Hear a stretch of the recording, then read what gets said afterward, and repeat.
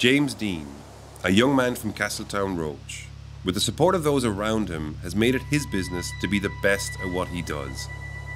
He wasn't the first to do it, and he won't be the last. But right now, he stands on the verge of completing a task that no one has managed before. Here is where it all begins.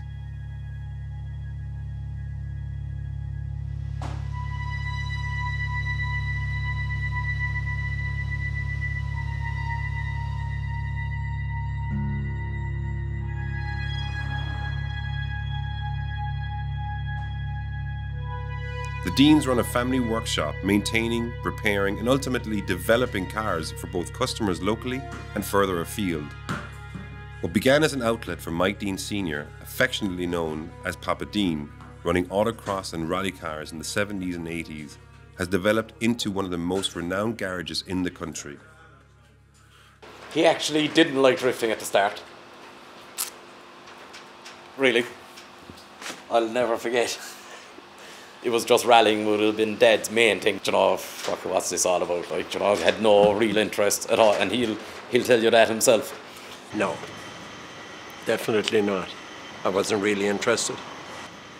I suppose the rally side of me was still in action.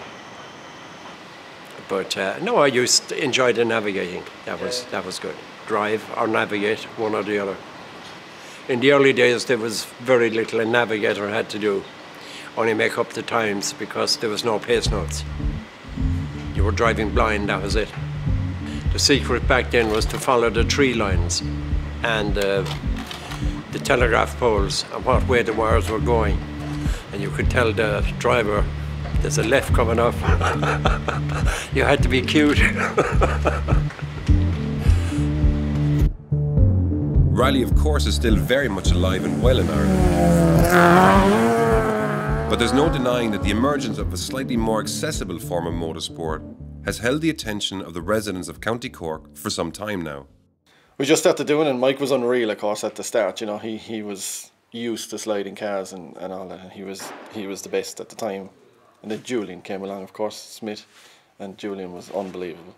And then I was the young kid at that stage, and I started kind of honing my craft a bit, and I built the first competition car, I suppose, Irish-built, purpose-built drift car.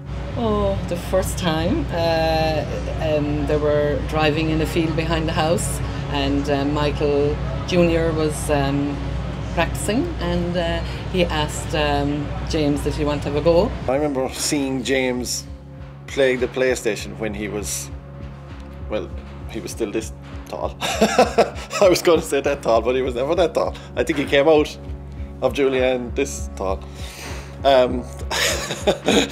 So he was still tall, but you know, he was fierce young. And he was unreal at the computer games, like, and you know, I didn't really know the kid. You know, I was hanging out with Mike a bit. And I think James was 8 or 9, and and James, he had a go, and of course, I knew nothing about it, like. Yeah, well, he used to ride my Jag when he was probably the same age. We used to go to a concert at night, and there was a big open car park, and I'd give him the keys because he'd no interest in the concert. He'd drive around. But yeah, James drove that car at 9 and was quite good with 8 or 9, I'd say there, because as I say, he looks older than what he is, like, you know, because he was always tall.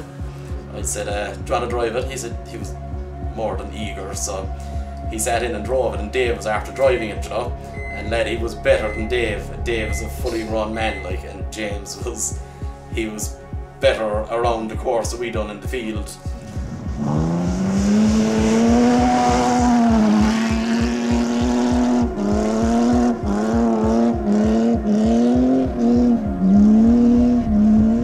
And you could just see instantly. I think he was the first PlayStation drifter, if you know what I mean. He just sat into the car, and it just was like he was doing it for years, you know.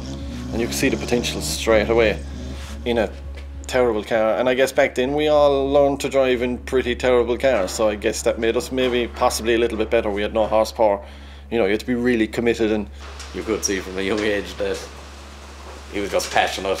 You know, everything was, well, it started off with cows and jeeps, and he was going to be a farmer and driving diggers, and he was obsessed with cows. Did he tell you about the pet cow he had out in the field, no? Yeah. We thought he was going farming. He had a little farm inside in the house. All his cows and tractors parked and lovely little gates and everything. Really. I would never have put James into a rally car in 100 years when he was 7. Not a hope, because the fields around us, that's all he was interested in, and farming.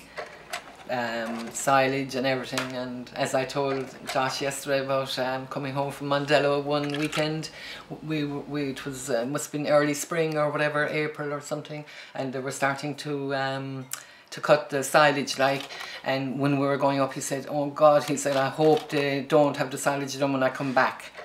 And we were coming home from Mondello, and just over the brow he looked and all the fields were done, and he nearly died. He was mad. He was savage. He said, "Why did you take me there?" little did he think how important Mondello was going to be in the years to come, you know. We thought, Jesus. But anyway, he came around, didn't he? You know, he was in anything, front wheel drive, rear wheel drive, at the age of 8, 9, 10 years old, going sideways. And again, just for the pure fun element.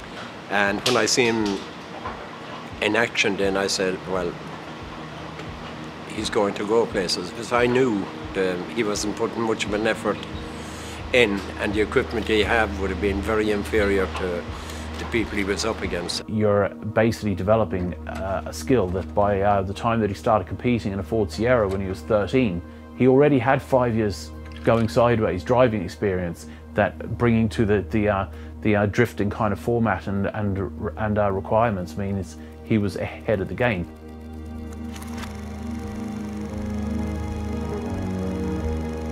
When he won his first competition, there was something in the air that day in Tipperary. We'll never forget it. It reminded me of the days of the 1300 push-out engine, when we were the lowest horsepower and we were still miles ahead in our class. The same action replay. It's controlling the car, it's not what's under the bonnet. The only time he was used the brakes was putting it on the trailer. James was just blown away the moment he seen drifting. There was nothing else. And there really was nothing else. Summarising the success that James was able to achieve in the years succeeding those first moments is a challenge in itself. The facts are these. The Deanes pursued a future for James without knowing where it would lead. At the time, there was no professional championships where drivers were being paid, unless they were fortunate enough to garner small amounts of sponsorship. No future was laid out, and certainly no prospects were on the horizon. The family relied on sponsorship from local companies to provide even basics like tyres to compete. We were forever grateful to a family in Care in County Tipperary who gave him a sponsorship. The Daltons in Tipperary, they were a tyre company. I had a chat with the dad there, and he said to me, yeah, we'll give him tyres. So I couldn't afford to be buying that kind of, right? They gave me a loan to their van to transport, you know, if we were racing in the north. I always go back and I always say, only for them, it was the beginning, you know, of something big which we didn't realise, you know. And of course, school and all that crap, you know, comes into it. And they didn't know what drifting was, but I said it was motorsport and he's good at it. That was it. I'm sure they went to a crossroads. I'm sure there was a family meeting in the Deanes and they had to decide, you know, is he going to miss more school to do this? And just when you leave school, you start learning, not while you're at school.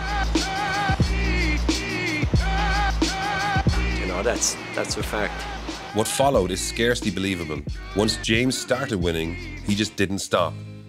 Whilst the road was far from easy, in 2017, the big stage beckoned and his dreams were in reach. It was winning the 2016 European Championship that sealed his fate. He was offered the chance to join the Worthouse Drift team, allowing him the opportunity to compete in Formula Drift, the highly regarded championship in North America. Winning the championship was a boyhood dream of James's. When that was accomplished, and then again in 2018, James found himself in a position where he could potentially do what none other had done before: win the championship for 3 consecutive years in a row.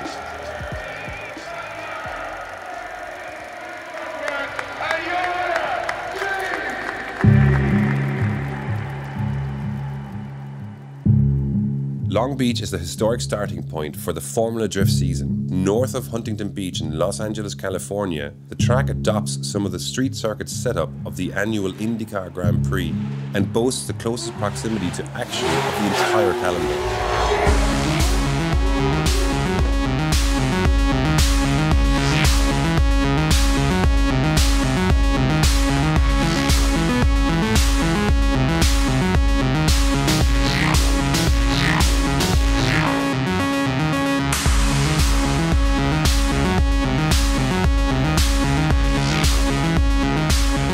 Also the most unforgiving track of the Formula Drift season. Walls populate every corner with zero runoff and no margin for error. The judges will expect you to graze every one of them with finesse without destroying your car in the process. So we had media day on Tuesday, and actually it went very smoothly, like very smoothly. No issues with the cars, they ran really good. Then we got here on Friday, which was yesterday, for qualifying, and went out there in the first lap and entered the first corner, and the car just switched off.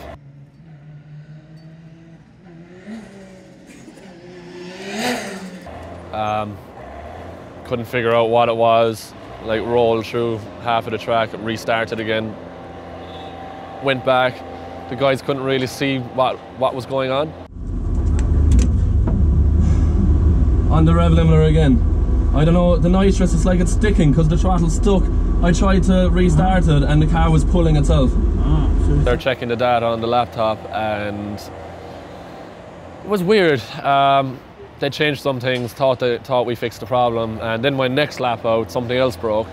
Yeah, Jesus, like it's hard enough, it's a difficult enough track to do with the car being perfect. Not a mind with these little problems popping up and you not knowing when the car looks for nitrous, is it going to work, is it going to cut out?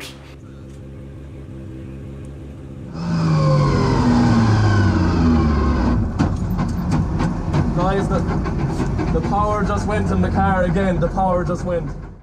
With this being the first event of the season, it's not only an important place to state your intentions for the year, but also where you find your feet with the car for the first time. A good result here will set your mind at ease, knowing you have a firm foundation to build on. Qualifying in this sport is far from straightforward. With a maximum of 100 points on offer, you must navigate the course alone. Each driver gets just 2 solo runs to make their mark. Where you place will directly affect who you battle against in the main competition, where it's head-to-head. Only 32 drivers can go through to the main competition. Fail to qualify, and you're going home early. Place well, and you might have an easy ride in the top 32 knockouts. However, decide to overstep your comfort zone and risk a crash at this stage, and your weekend might be over before it's begun. Championship points are also on offer here, so risk is rewarded. The sport is judged on your racing line, your speed, drift angle, and your proximity to clipping points, also known as walls in some cases. Get all that right without spinning, and you'll do well. The top spots are reserved for the perfect runs. Adjustments in line or lack of smoothness will result in being marked down. This is the top flight of competition in the world, so the judges are looking for even the tiniest of errors to separate the drivers. That's why I always thought qualifying was the hardest part of the weekend, was because there wasn't this other measurement against this other car to match up to. It was literally you just laying down the most committed, closest to crashing run that I can possibly put together with this car on this day. And you had to do it, and they could, and the judges are drivers, they understand, they've watched so many cars slide, they can tell who's committed and who isn't. And if you genuinely aren't willing to risk not just crashing your car, but risk injury and everything like that, if you're not genuinely willing to risk it, they can feel it. If you're on a good line, you're letting the car do the work, so you're just like holding the wheel, so it's going from the ground to the steering wheel, if you know what I mean.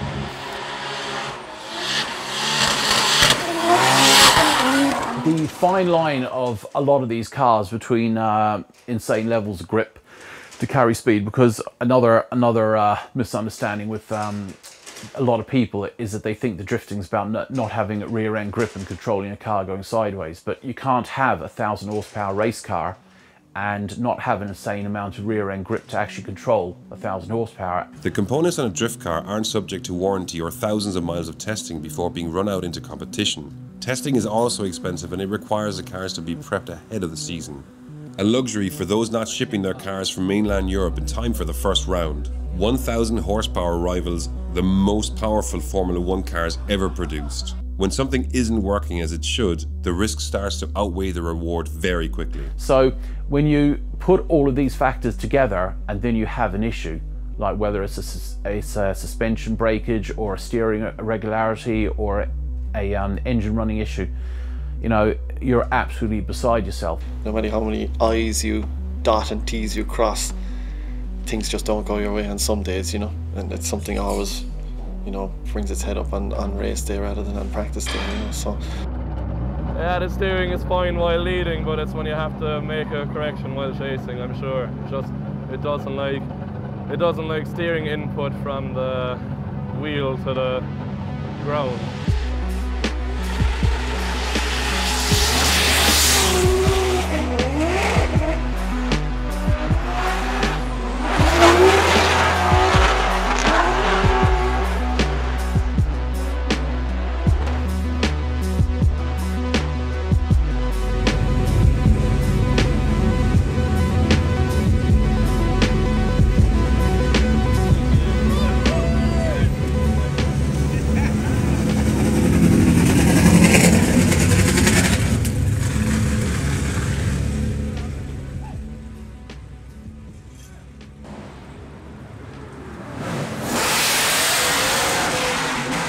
Race day is where it all counts though. It's a knockout competition. First qualifier goes against 32nd and so on, with the advantage going to those that perform best. To make matters worse, the format now changes. You're no longer by yourself. Now, another driver joins the party and his only goal is to knock you out of competition.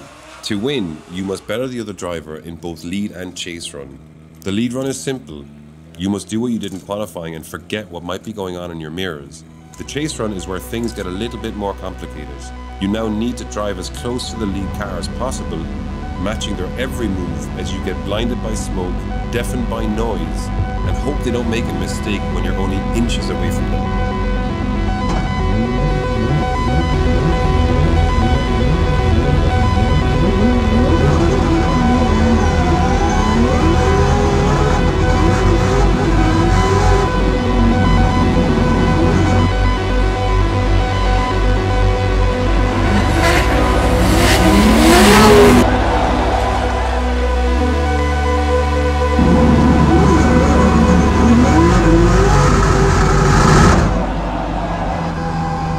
At this point in time, James Deane is waiting for the crash.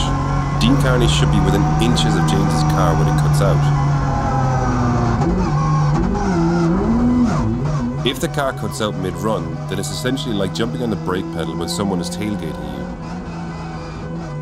It's pure luck that both cars aren't wrecked.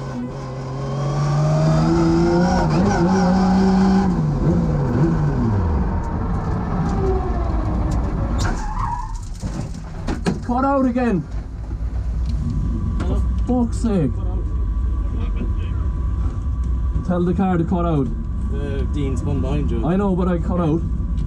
Fucking car, man!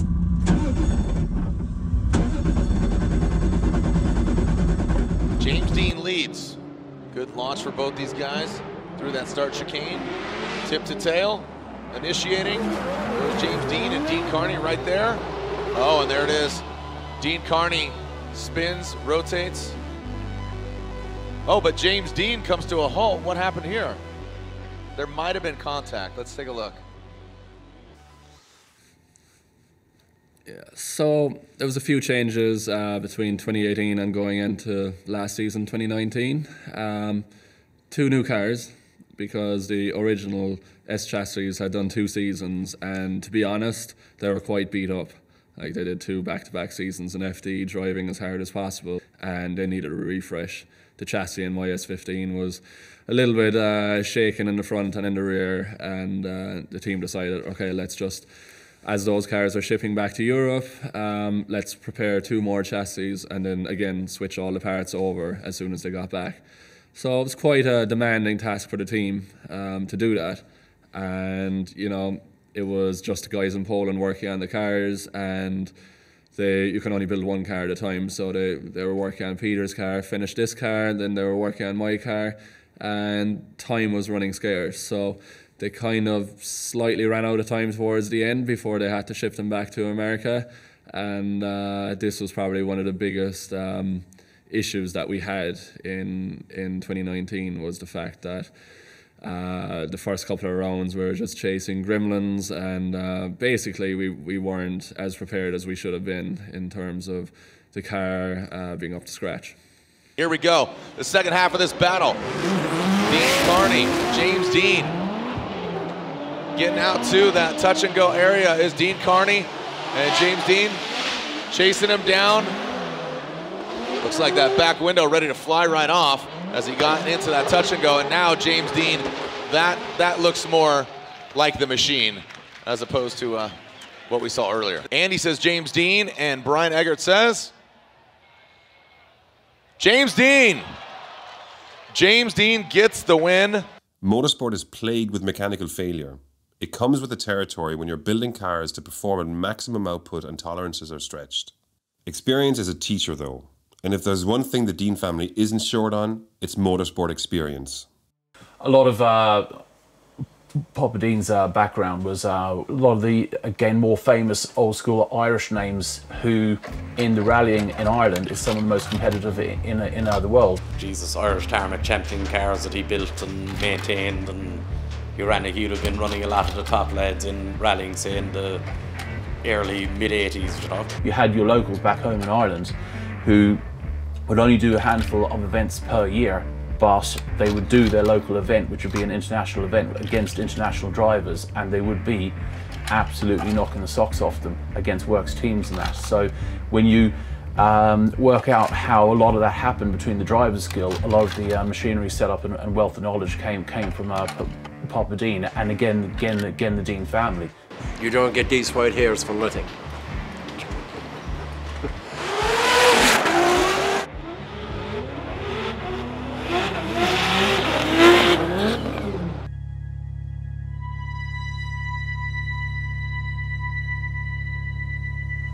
Winning an event is the best feeling you can have. You know, it really depends on how you win the event. But if you win an event where you feel like you fought really hard, you deserve it. It wasn't due to someone else losing out or luck. It tastes really sweet. Peter Wiensek, James's teammate and benefactor, progresses into the top 8 after defeating Travis Reeder and finds himself against fan favourite Forrest Wang. And you can see Pieter, dives in! Let's take a look at how the judges score both runs together. After a hard-fought battle, Peter's out of competition in the top 8. Minor errors proved costly, and it's all up to James to keep Werthouse in the fight. Forrest Wang gets the win! Forrest Wang. Yeah, so my next battle was with Frederick Osbo, and at this point we knew that the issue that caused the car to stall was the nitrous, so we decided to turn the nitrous off. I knew that I could drift the course without the nitrous, but leading isn't a problem, but when you're chasing, it was a bigger problem. Drifting is more art than science, but physics play a significant part. In the chase position, maintaining wheel speed is critical to maintaining drift. You must react to the lead driver instantaneously. If the car doesn't play ball, you lose drift and lose the battle. With this power deficiency, momentum and lack of mechanical sympathy are the only things James can rely on to pull this out of the bag. I just wanted to go for it. I knew it was going to be better than the car just switching off randomly when I least expected, so I decided to go with that option. So we went out there, I laid. Here we go in Long Beach. James Deane out front, Frederick Osbo in the chase position. See a lot of phones out there, grab some video. James Deane throws it into that outer zone. Or not the outer zone, but the touch and go. fairly decent lead run. Went a bit wide on the last corner, and Frederick was right there, and he overtook me as we went over the finish line.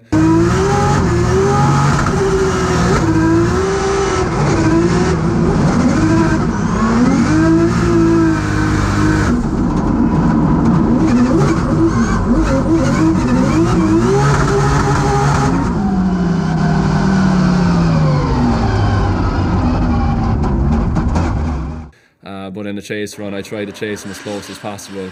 I was right there with him. But the car was just really lacking power. I was clutch kicking it, trying everything, and it kept on just dying.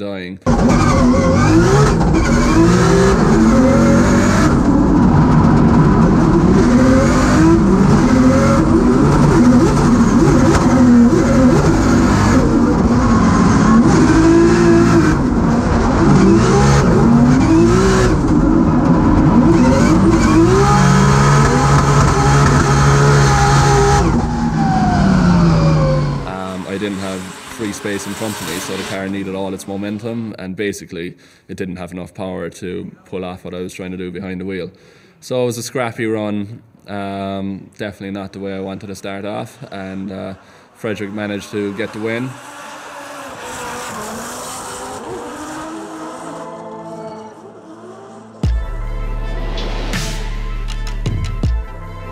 I want the competition out here to be as fierce and strong as it can possibly be.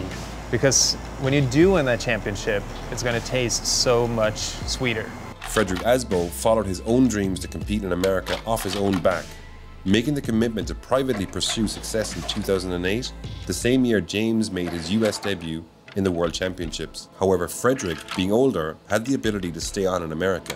This put him in the firing line to replace Tanner Faust as the lead driver at Papadakis Racing, and he did so in 2010. He's been driving for the team ever since. And I won my championship, my first championship back in 2015. We've been chomping at the bit every year since then. We've finished second in points for 3 years straight following 2015. And here we are, sitting in second again, but with the closest shot at the title we've ever had. Someone like James is a fantastic driver, has a great team, has a great car, great tire. He also has an Achilles heel, and that is his mechanical reliability. James is currently the thorn in his side and the biggest obstacle in preventing him from lifting another championship trophy. If he beats James, it'll be all the more sweeter for him. So, you know, it's true, he probably would have 3 championships maybe if James wasn't there, but he is there. There's nothing you can do about it, you know. I would probably have 4 if someone else wasn't there. Your cards are dealt, and it's up to you to find a way to beat the guy. So I'm sure he's doing everything he can, I'm sure. 2016 championship winner Chris Forsberg comes third in round 1. In second place, Forrest Wang, and in first place, a driver with a point to prove, Odi Bakshis. For a win since 2017 in New Jersey, you have done it. I would imagine that with all the changes in your personal life, this is a really emotional win. It sure is. I'm really... James has a history of doing well at Long Beach, and this is not how he wanted the season to start. Well, it's nice to have that cushion of points going into Orlando, and honestly, I have to just reset. Orlando is a completely different animal, but we are already thinking about Orlando while we're testing in the off-season, so we have our sights on Orlando to do well. It was probably, to be honest, one of those weekends where things weren't going to plan. In the chase position, Deane is known as one of the best, if not the best in the world.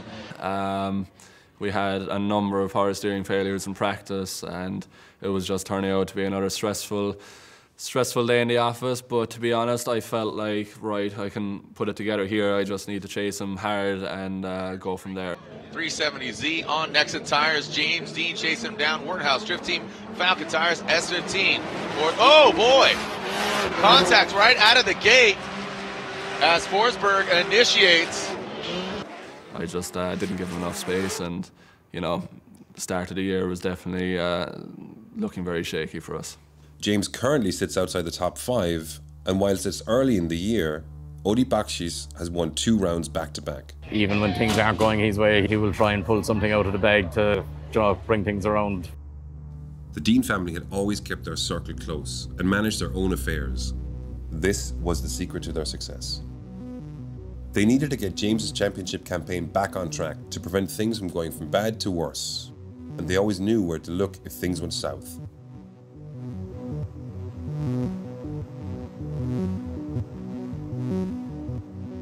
Yeah, so Michael Sheehan, who at this point is almost like a family member, he's the one and probably only person that I can really trust his words on the radio. Like, we've had so many moments over the years where he said, oh, you just have to do this and you can beat him, and I felt like that's a bit risky and tried it out and it worked, and that's happened a number of times. And his like your eyes in the sky, his really clever and just a great friend. You can always trust in him, always count on him. Aside from being James's manager, Michael Sheehan also ran the logistics for Worthouse Drift Team in 2018 season. Carrying his wealth of experience of many successful campaigns in Europe over to the American Championship. However, Worthouse were unable to secure him a visa for 2019. He will not be going to America this season. Yeah, he asked me to come and help with the spotting, and I was willing to help with anything else I could while I was there, you know. But yeah, it didn't work.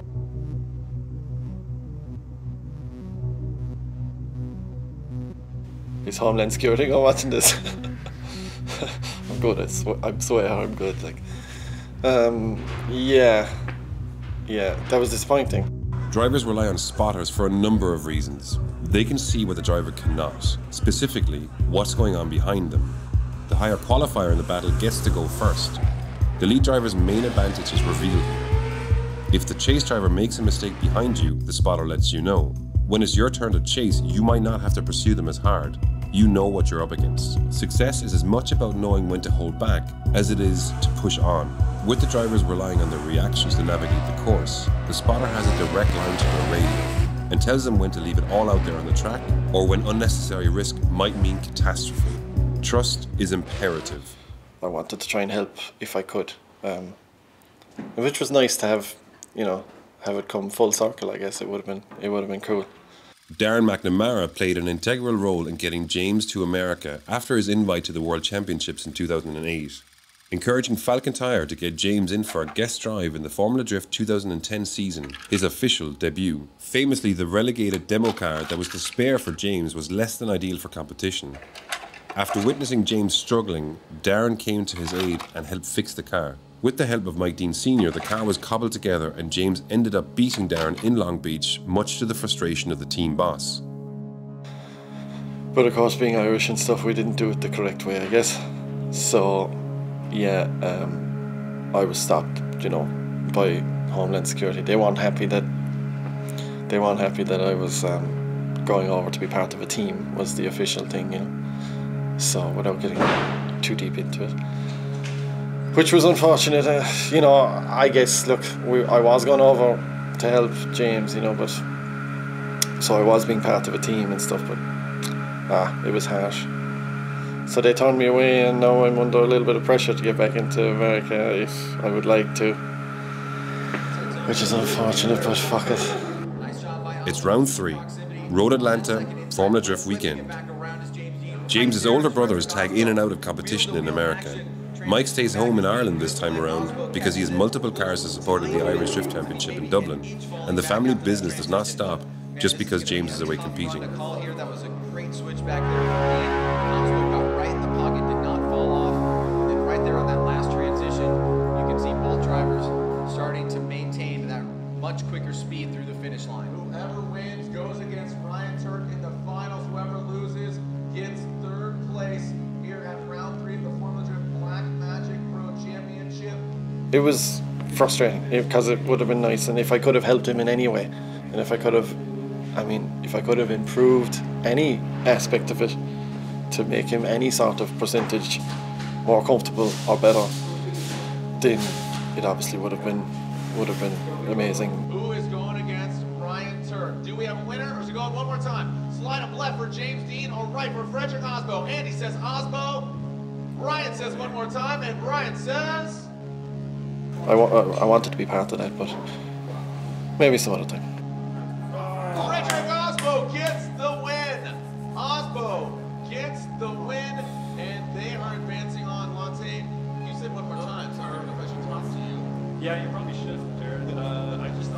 after Long Beach, we thought, right, there'll be a bit of time to get it right for the next round, but it actually popped up for the next 3 or 4 rounds, and even at that, it was looking like the season was done and dusted. He was sitting in 9th or 10th in the championship standings, and yeah, things just didn't look good. So you got to remember, James Deane, he's had some issues already this year. That's why we haven't seen him on the podium ride. It has really been about car reliability and certain problems that have popped up in competition. You would expect brand new chassis to be even better than the last one, so they had a couple little gremlins and it had an impact on his results. Peter seemed to get away with it. That's why he is currently a bit higher in the championship points, but no problems for James this weekend. He's been able to look like the James Deane of old, and that is arguably the most dangerous drifter in the world. I remember speaking to young Mike about it, and he was really frustrated with it. And you know, young Mike is a busy man too, you know, so it's difficult for him to give a load of time also to flying to America and sorting out problems and this, that, the other. And Warthouse Drift Team struggled to find answers to the problems. The Deanes couldn't drop everything in order to find solutions either. Both James's brothers Mike and Ken, responsible for building and maintaining James's car in 2017 and 2018, had not only work commitments in Ireland but families of their own as well. Ken with a baby on the way and Mike with 2 young children. Look at the Deanes. I could phone them up on 10, 11 o'clock on a Thursday night. They're probably in the workshop because they live, breathe it, you know, from the dedication, the persistence, etc. And there is never a time where the likes of Mike, Ken, Trevor, the lads would ever give up. Like, we'd done 2018 the whole season over, and it was like working 7 days a week beforehand. You fly over, you get off your flight, you're straight hands on the car preparing, and obviously do the event. Say it finishes Saturday, Sunday you'd get your flight back. You might be landing in Dublin or Shannon maybe at 8 in the morning or 3 in the daytime, and you're up 24 hours. And I often landed in Shannon. I'd be at home for 8:30 in the morning and be back down the garage for 9:30, and 24 hours no sleep. Well, I always said, like, if in America when James had either Mike or Kenneth, I always relaxed because they just click. There's no big discussion. You know, if something is wrong, James can say to Ken or Mike, such and such, and it's done. I felt like, you know, I was missing my guys who I've been drifting alongside up until this point. So my brothers weren't there at the events. Unfortunately, Michael couldn't come out to the events to support as well, so I didn't have my spotter. At the start, the team worked really good, really, really good. Everybody knew, you know, everybody knew who to ask that would have something sorted out for the next round, or so on and so forth, where for a finish it was like maybe even there was too many cooks, you know, too many cooks. The less people who are around the car, the better. Because when the job has to be done, it has to be finished. That's it, and move on. Where if you 10 people, one fella will do half a job, another fella will take over, and eventually somewhere along the line there's 3 things not finished properly, and then you're part. I've been involved with them directly and indirectly in so many ways, in so many parts, in so many disasters, dramas, etc., where it isn't a case of woe is me on Facebook. It's a case of let's get this shit sorted. We knew if we had a solid car, we had no problem. We knew we had a solid driver. So the only weak link would have been the car. It took a hell of a lot of work from everyone involved to find out what the issue was.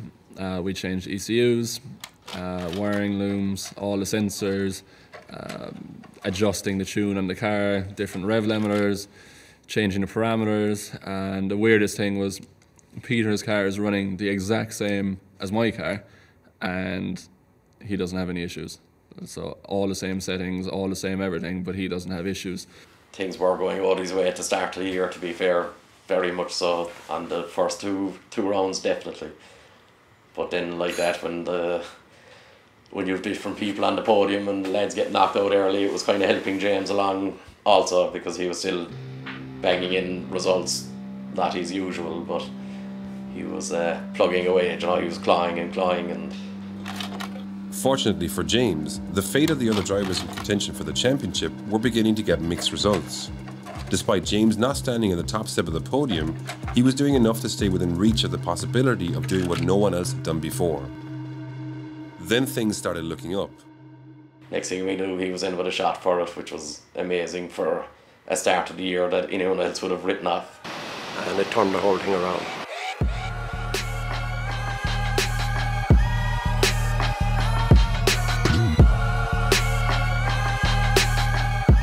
James, congratulations, man. Again, near perfect event for you. Again, from a 99 to 100.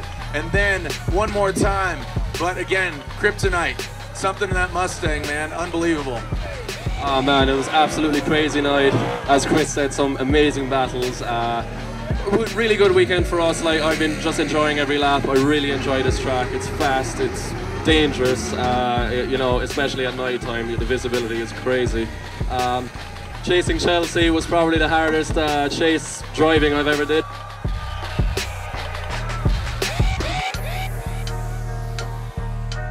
I knew he was getting frustrated with it, but I mean, he still pulled off the season he did.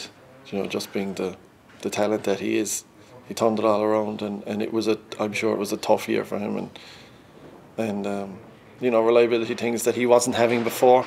We were after changing the full wiring loom in the car, changing ECUs, all the sensors, and it was actually a software glitch in the end, but it took like 5 rounds to figure it out. It was a headache, to say the least. Well, I mean, you're only as good as the structure you have behind you in any sport, you know, whether it be team-based or family-based. It tends to be family-based, you know, when you start off, of course. And, I mean, the guys, I mean, I would guess Papa taught young Mike so much, you know.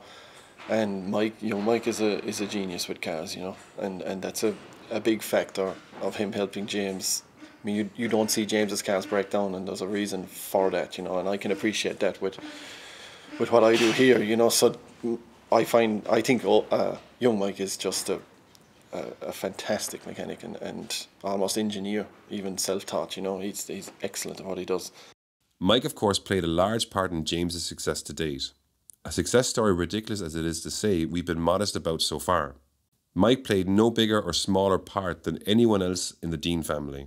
But James's dreams would only have existed in his mind if it wasn't for the unconditional support of those that share his last name.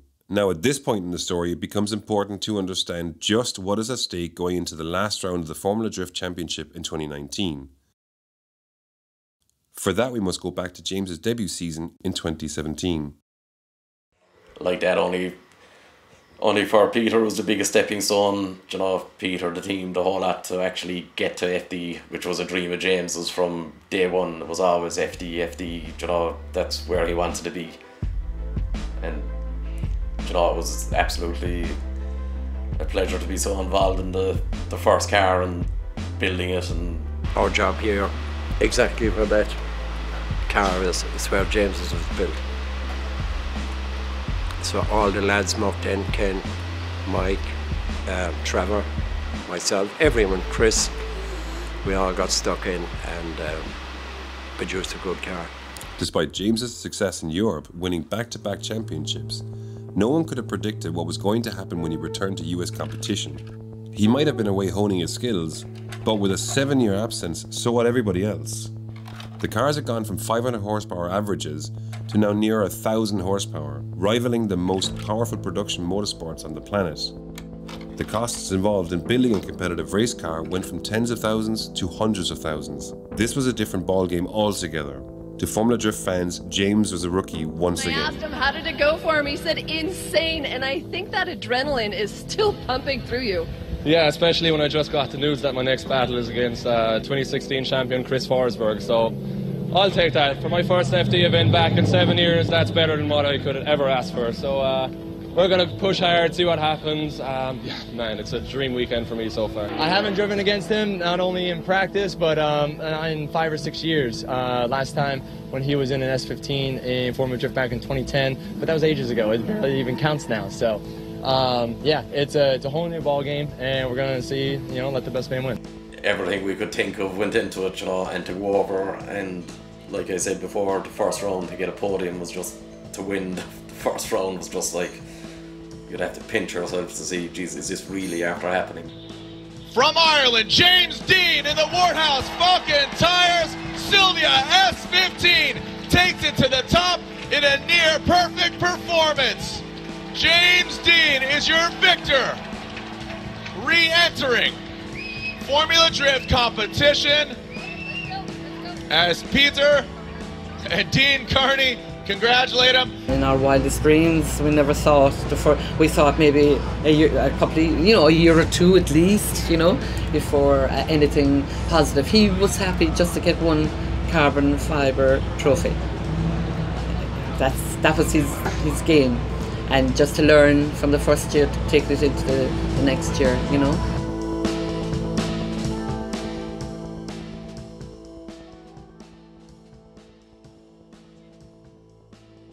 I remember getting in the car that morning, and Michael was after writing on the roll cage just above my eyes, like, happy birthday. And like, that was the first thing I saw when I sat into the car, you know, on the gridding before the start line. And it was just, everything just felt good and warm, and everyone was kind of calm and just kind of waiting for the moment to happen. And I felt like someone else, I felt like I was on a cloud, you know, I felt like somebody else was driving the car. We did a sick run, buy run on our own.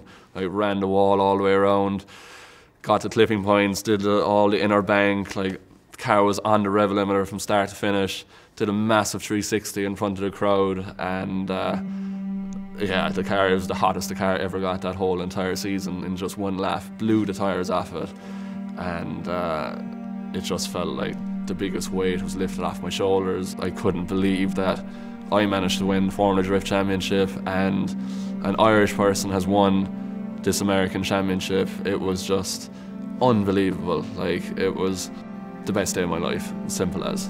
It was unreal.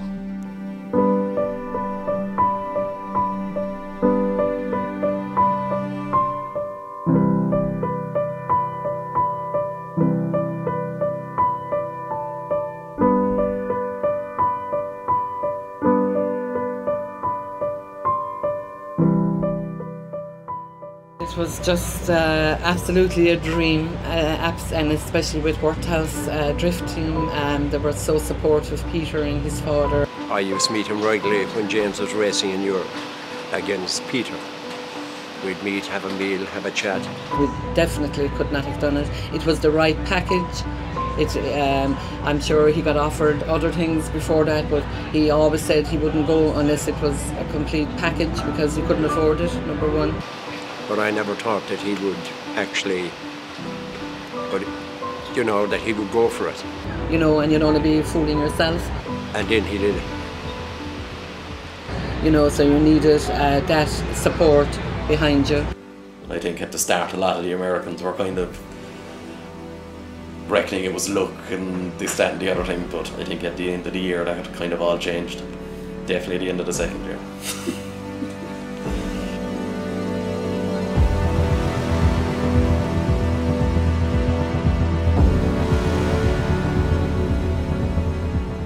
My goals were at the start, try to get some form of trophy. If I could get on a podium, I'd be so happy, and it just started happening fast. And to say that, you know, the success that we've had, and to say that this is my job is just unbelievable. And I'm extremely lucky and grateful for all the people that have been behind me from day one, because I know for sure if I didn't have the support, you know, if I didn't have the people around me, I couldn't have done it, because it's not an easy game. We would never be in America only for a good sponsor. Yeah, for me, when I was like growing up, my father, when I was 4 years old, he bring like the best surprise I ever get probably. He bring like the small car with the engine from the lawnmower, which was powered only one wheel. I don't remember which one. I don't even know which one. You don't know it. I didn't even knew back then. Probably even if I knew, I wouldn't understand it, how it works. But I remember that if I will go into one direction, I don't remember even in which, it will go sideways.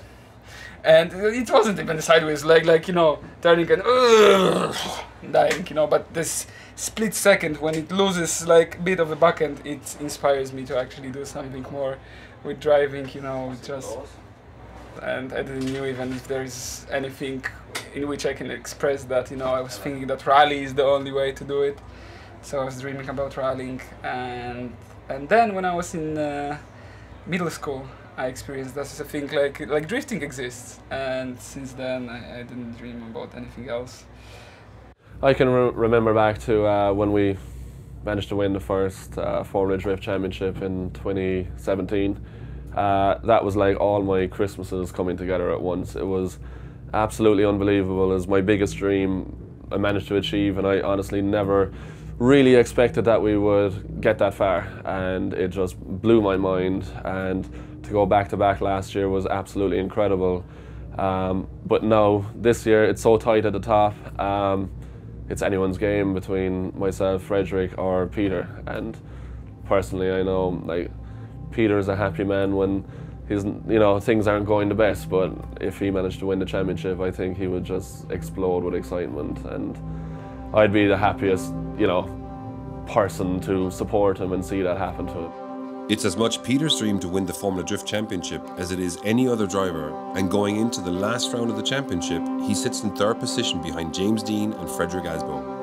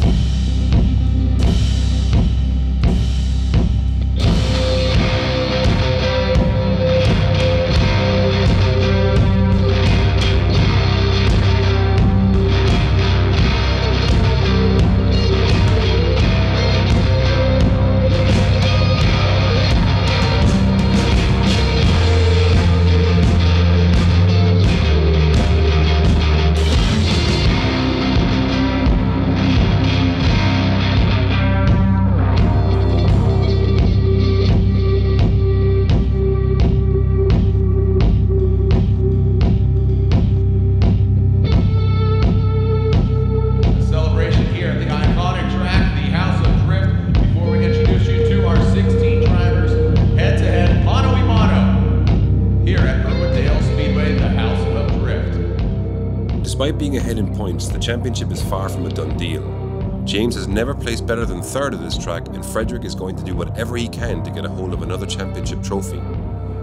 Enjoy a celebration here as we come to an end of a 16th season of the Formula Drift Black Magic Road Championship.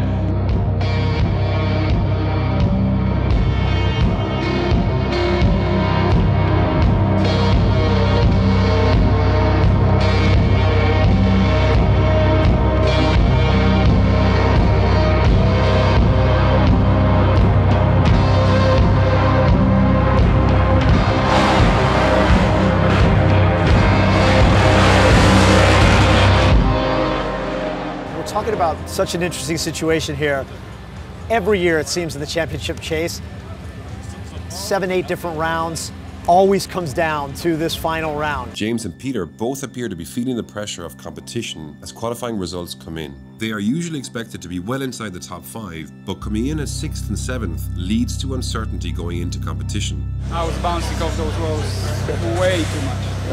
But yeah, it's just what it is, you know. It's probably our worst qualification of the season. Which isn't bad. Which isn't bad, exactly. So definitely something to analyze after, but for now we need to figure out what to do for tomorrow, and that will be interesting because the bracket will be definitely interesting to see who is where. I would argue that if Peter gets his head more in the game, I feel like he could give James a run for his money consistently. We've seen Pieter won here, right? Like right? Did he win? I can't recall. I have 16 years of memories in my head, but Pieter, I mean, what's cool about Pieter is obviously the Worthouse team. You know, he's kind of the spearhead of it. throwing an arm around James Deane. He could literally do that because they're both tall drinks of water. And what's cool is Piotr can deliver. He can win. He can beat James Deane, and he has. So I think it's a great, even internal rivalry. Osbo's in a different situation where he's like getting a, how old is he? He's got to be in his early 30s now, mid-30s. He looks the same. That's right. Osbo sometimes has something to lose, you know, and I think with drifting, you always just kind of have to be like, you don't have anything to lose in order to really be successful. That's part of the commitment factor. But they've got their hands full. Both of them have their hands full. So we're hoping that James can do what he does best and put it down.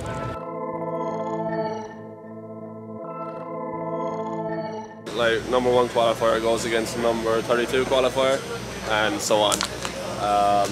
So, no idea who we could have. Could be very interesting, because you can see everyone is pushing hard, trying hard. Yeah, there's a lot of mistakes out there, but, you know, it's because people are trying so hard. So, tomorrow's going to be an interesting one. Very interesting, for sure. With all the championship contenders making it through to the top 16, it's still all to play for. A single mistake from any driver will be the end of their championship campaign, and if that driver is James, he'll likely never be in a position to attempt this challenge again. Tanner Faust being the only driver in the history of the sport to win 2 back-to-back championships.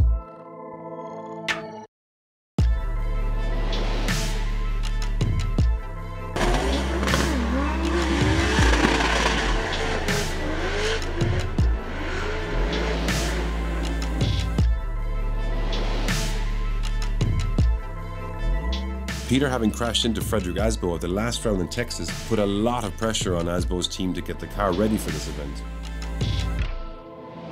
They always say the first one is the best one. It's hard to top that, but winning a second one this year in 2019 would be probably a stronger feat.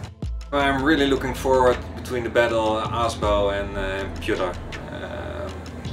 Yeah, that will maybe decide if James will be champion or not this year. There's more competition this year. Cars are faster, better drivers. The most fierce competition the world has ever seen. Here, like every single driver, pound for pound, can challenge for a podium position at any given day. That will be the most important one at the moment. And we see later, James has to meet Wang, and Wang beat him last year, so the pressure is on. It's something that's hanging really high. This is the one to win. So that's what makes it that much more difficult for someone to win even one championship. You look at drivers, Vaughn, one and done, Dye, one and done, Odie, one and done. Like, these drivers come in, Michael Essa, one and done. That you come in and you win, and then you just get completely absorbed by the competition each year. When James won his one, they're like, that's really impressive, but you know, let's see where you are in 2018.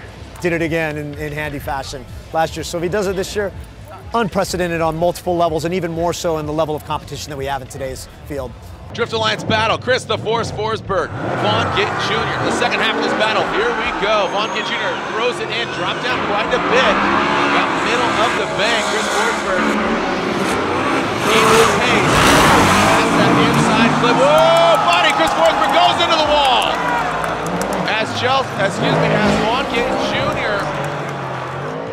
finishes out the entirety of the course. Stiff competition gets the better of Chris Forsberg, the last person to win a championship before James had arrived. He is now out of the running. This leaves James, Peter, Frederick, and Odie Bakshis still in contention. It's very tough to say who's going to win the championship. I will say, if any of the contenders are up against me in the round they shouldn't be, they're not going to win. Admittedly, I don't want James Deane to three-peat. I don't want him to just come here and three-peat 3 times in a row. I want variety. I want variation. Of course, I got to have some jokes. But I think if I was putting money on it right now, it'd be James Deane. The dude's a killer. He's just unbelievable when he gets behind that wheel, and he just puts it in all the right places every single time and rarely makes a mistake. I love the dude, But you see, you see dominance in motorsports. It's not the best thing for motorsports. You see somebody like Jimmy Johnson just wreck shop in NASCAR. Lewis Hamilton, is he the GOAT? A lot of people think so. So when you see something like that, of course, I love James. I say that very lovingly. But to see him three-peat, throws a lot of shade at all the other drivers, right? So Irwindale is, that will make a stressful event. So it'd be best if he gets it done second to last event. Doesn't have to deal with Irwindale. But doing it 3 in a row would be awesome. And would it, in a lot of sports that would be seen as like a detraction from the sport. It'd be like unfair because this manufacturer has this advantage or whatever. Drifting, you can't call that because were you gonna say, oh, it's unfair because this guy's better than everybody? Then he should win.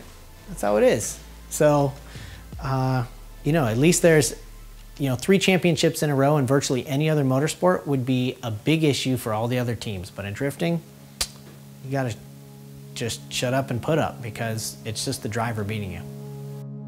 There really is no predicting who's gonna win this one. Even the Worthouse boys, as good as they are, is gonna have to really step it up to win this one.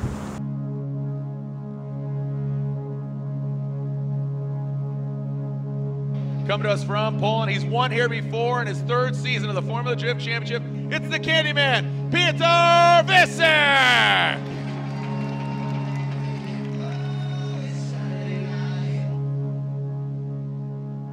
So yeah, exciting times ahead. Let's see how it works out.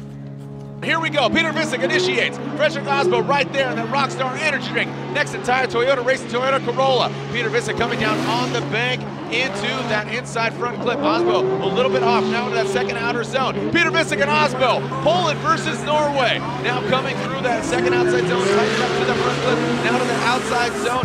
Peter gets all the way out there. Osbo does not. This is a dogfight. Make some noise, Irwindale. Okay.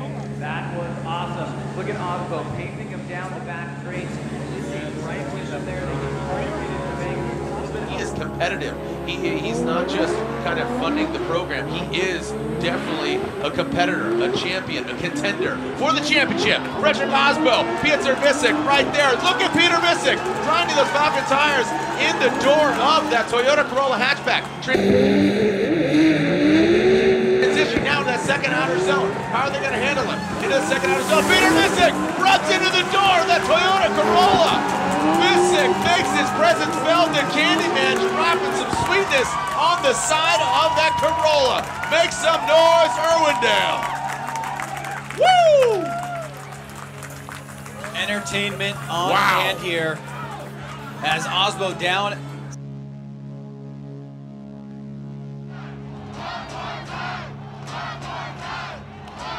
I can't hear you. What are you saying?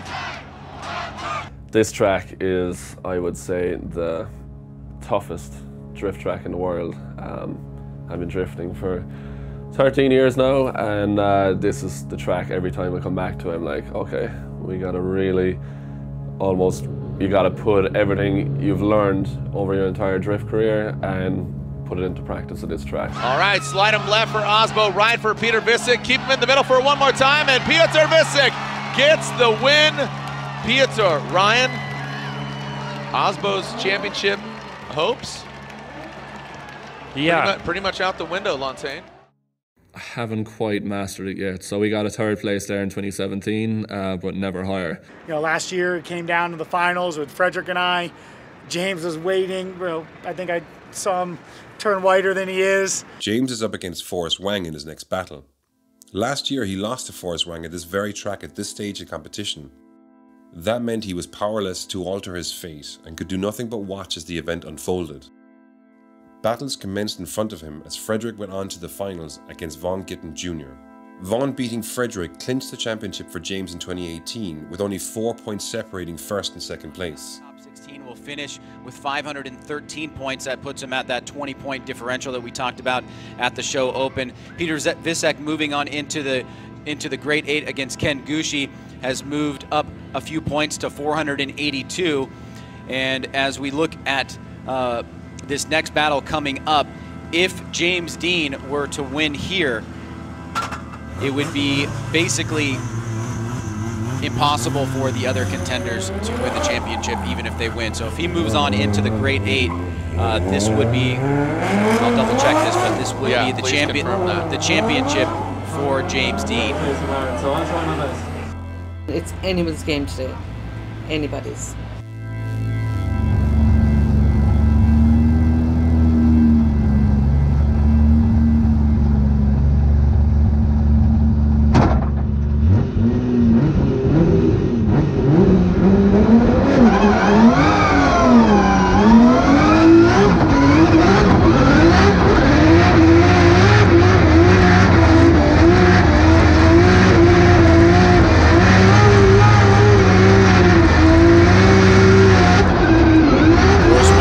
Take the fight to him here. Deane gets a good jump, but here comes Forrest, closing the door on a very fast S15. Now gaining some proximity here is Forrest Wang, but James Deane looking solid out front. Nice job on that inside clip. Last year, Forrest Wang was able to take him out. Can he do it again? Deane, this time on the inside bank, looking great, but Forrest, nice job on proximity as they follow up here and come through the finish line. Deane scraping the back bumper on that final outside zone.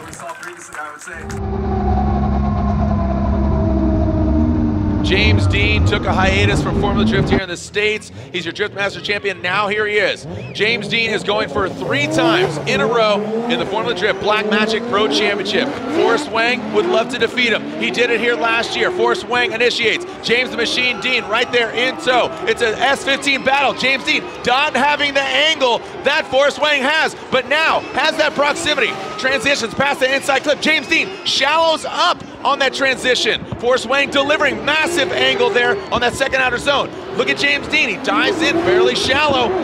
The Machine is not living up to his nickname right now, as Forrest Wang very well is putting it to what could be the 3-time champion. Peter Visick, JTP, they're looking on, Ryan. So we do know that a Falcon Tire vehicle will win the championship for the 3rd year in a row. Slide him left for Forrest Wang, or slide him right for another championship for James Deane. Ryan says Forrest Wang. And one more time. Lantain, going to you. You actually sided with Forrest Wang. Yes, I did. Andy and Brian said one more time. Not one more time, 2 more times. And we might go some more. How are you doing out there? Make some noise, Irwindale. With no changes in tactics, the judges are trying to determine if Forrest Wang is at fault and forcing errors from James Deane in the chase position by driving too slowly.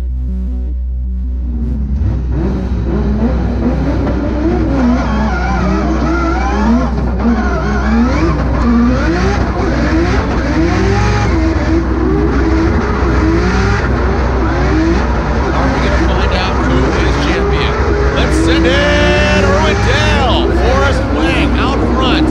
James Deane in that chase position. Both of launching entry on initiation. Forrest Wang tapping that brake quite a bit. And James Deane nosing in. Now it looks like he gives him a little bit of a hate tap, not a love tap. He wants to get this victory. Forrest Wang now into that second outer zone. Both of them dive in. Forrest Wang, massive angle from him. We've seen that from start to finish.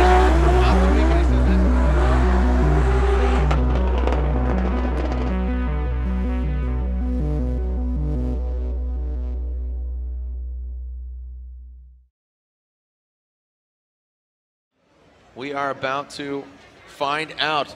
Slide him left for Forrest Wang, right for James Deane, and your champion in 2000.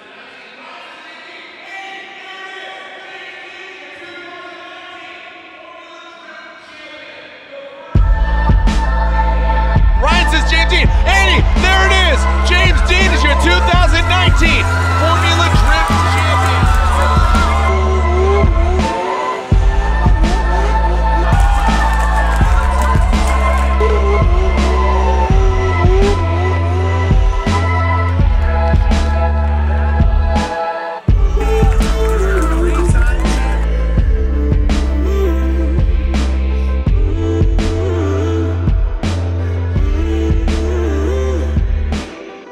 Relief is unbelievable. Like, I was trying not to, you know, let it get to my mind like how big this weekend was, potentially being the first 3-time Formula Drift champion, and like everyone was asking me how do I feel, and I was pretending like their question was a different language. With the event still very much underway and celebrations on hold, the team's attention now is back on Peter.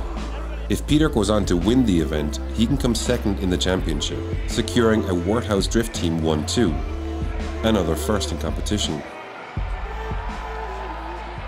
You can't fake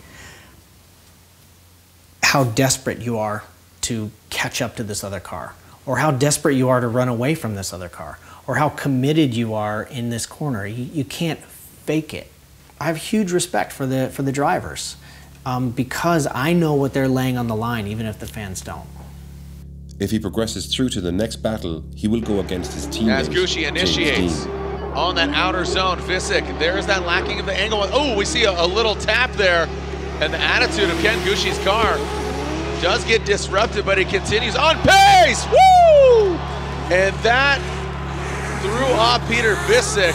That could have been a lot worse, Ryan. I thought for sure we were going to see that car hop.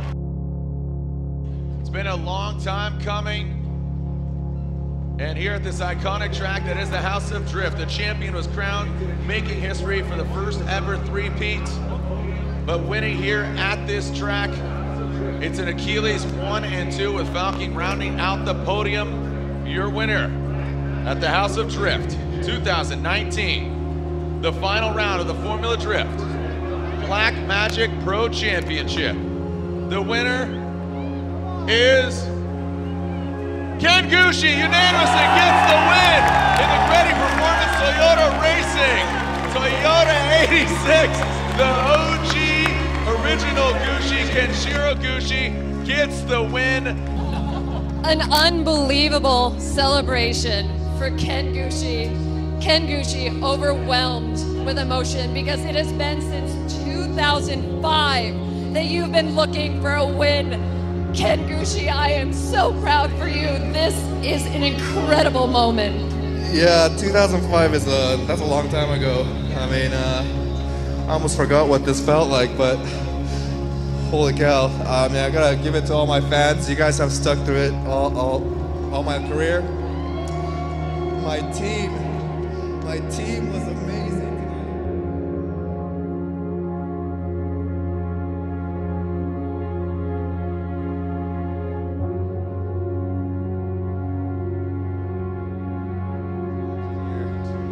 In third place, and also your first ever three-peat champion, 2017, 2018, and now 2019 Formula Drift champ, and third place here at Irwindale, the House of Drift, and the Worthouse Drift Team Falcon Tires S15. It is James the Machine Deane!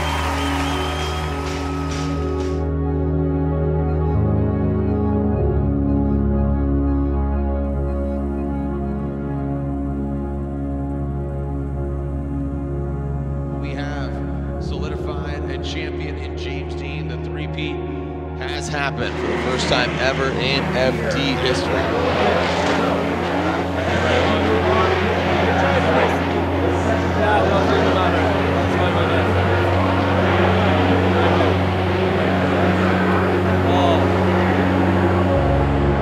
The pain in the back of my head from, I don't know, the smiling or disbelief.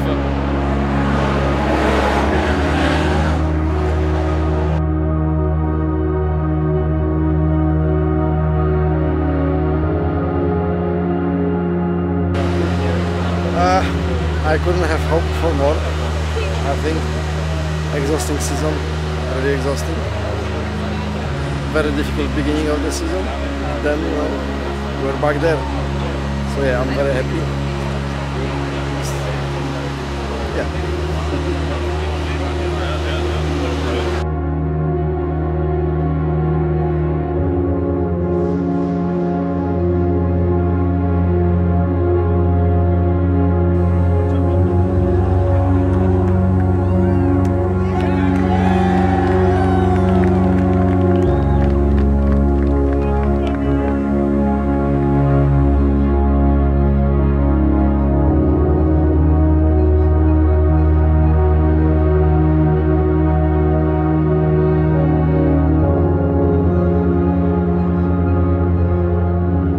can't put into words what this stuff feels like. It doesn't even make sense.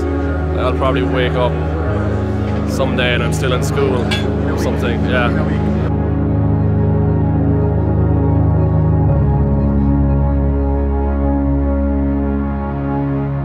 They all rallied behind him. It's just brilliant, you know. It's just brilliant to see. They're just a great bunch of people, really, and they deserve all the success that they've had. You know, James shares that success with them, and rightfully so.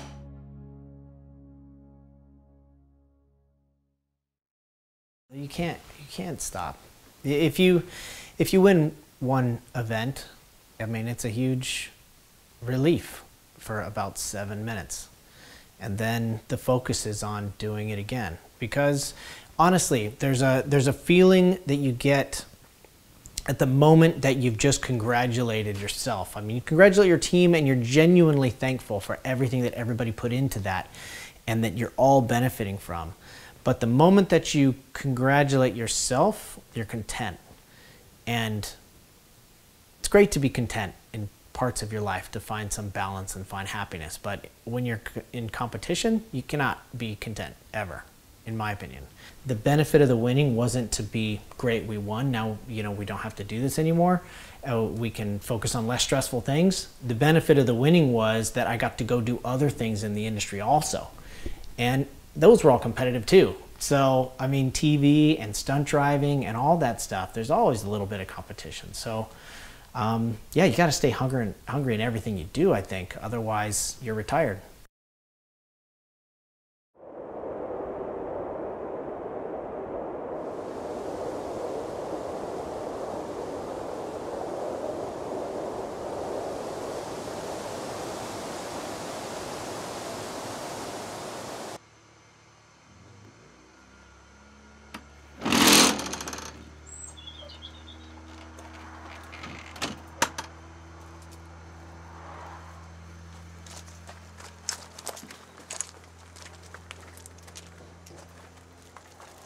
How are you? Good? All good. Keeping busy? That's the job. That's the job. In Ireland most of the time. Yeah. It's still strange old times, isn't it? Yeah. You can't plan much, like. No, not really. I'm doing the Irish Championship in the RX-7 just for fun. So I was just wondering, would you have a slot available to give her a map? I'd have to look. Yeah, I'll check the computer there and I'll see. When are you planning on having it ready? Probably, realistically, the end of next week. End of next week. And when is the next round? The end of next week.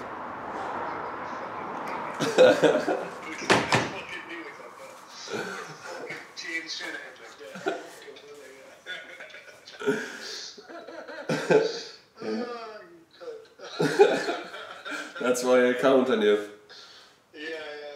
But look, here I am giving you 2 weeks' notice. Like that's very impressive. I already know I'll be late. 2 weeks beforehand. Yeah. Sure, we'll see. We'll try to get it running first anyway, that's the main thing. Yeah. Alright. I'll chat to you soon. Bye. Bye. John Allen. Yeah, 2020 has been, I guess, a bit of a unexpected year for everyone, where, especially for us, well, I think it's affected everyone in some way, shape or form. Obviously it was actually shaping up to be probably my biggest season so far. Competing in Middle East, in Oman, 3 rounds there with the S14, which we managed to do, and then coronavirus kind of came into play right after that in February, March time. We also had planned to do the full European Championship with the Eurofighter back in the States at Worthouse and the S15s, and we were doing some events with Red Bull as well, with Red Bull drift shifters. But majority of those plans changed. Obviously, as the team in the US with Worthouse, everyone's based in Europe, so it made things very challenging for the team to commit to competing in the States. And as time was going on, it just seemed like it was less likely to happen. And the cars were being prepared, the team were already over there, but as the US went into lockdown and the travel ban happened, the team had to fly back to Poland. Everyone was in quarantine. It was getting closer and closer to the first round. Formula Drift organisers worked tirelessly against continuously changing parameters and variables. On the 4th of August, they announced an 8-round championship will take place, with the first round in September. After months without competition, there was finally light at the end of the tunnel. Both of the Worthouse cars were prepared, sporting new liveries. To top it all off, the Driftmasters European Series had managed to organise a single round of competition to determine their 2020 champion in Riga. Despite travel restrictions, a full grid of drivers were able to attend, including Worthouse teammate Peter Wienczak.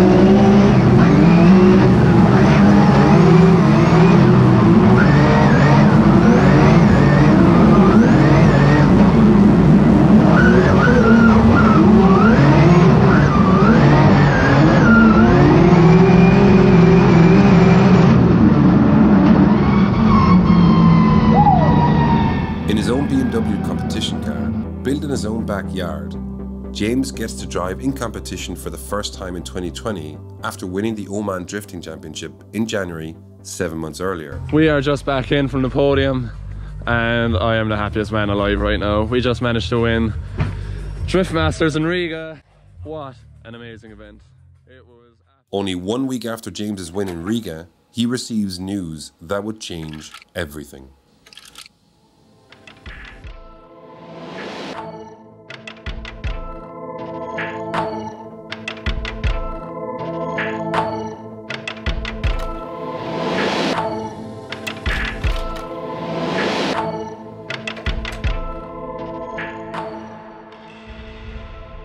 You don't just disappear or split from a team after winning 3 championships together. So, you know, I'm not too sure what the underlying story is.